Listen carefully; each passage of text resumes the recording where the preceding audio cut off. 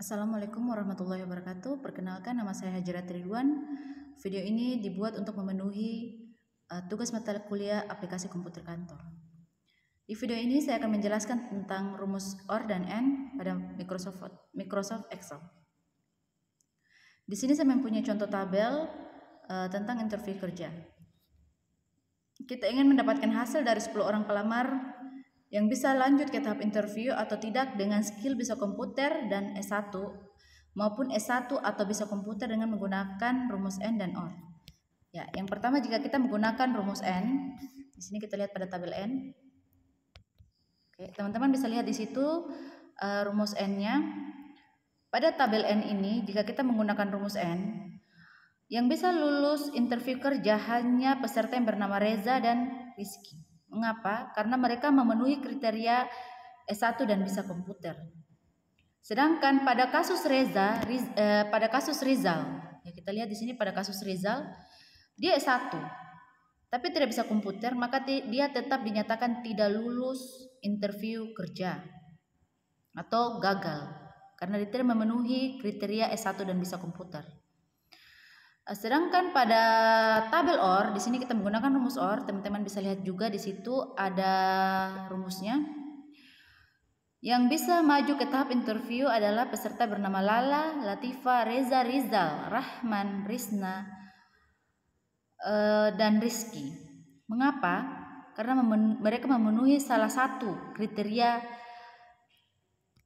S1 atau bisa komputer.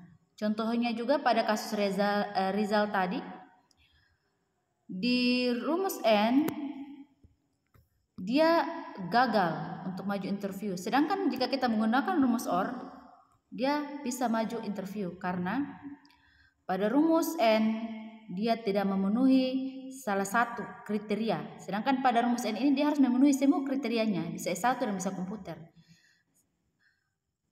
Kalau di rumus OR, dia memenuhi salah satu saja kriteria, maka dia bisa interview kerja. Di sini dia S1, tapi tidak bisa komputer. Di rumus OR dia bisa lanjut ke tahap interview karena dia memenuhi salah satu kriteria. Sedangkan pada kasus Lala, yang kita lihat di sini pada kasus Lala, di rumus AND juga dia dinyatakan gagal karena dia lulusan SD, tapi bisa komputer.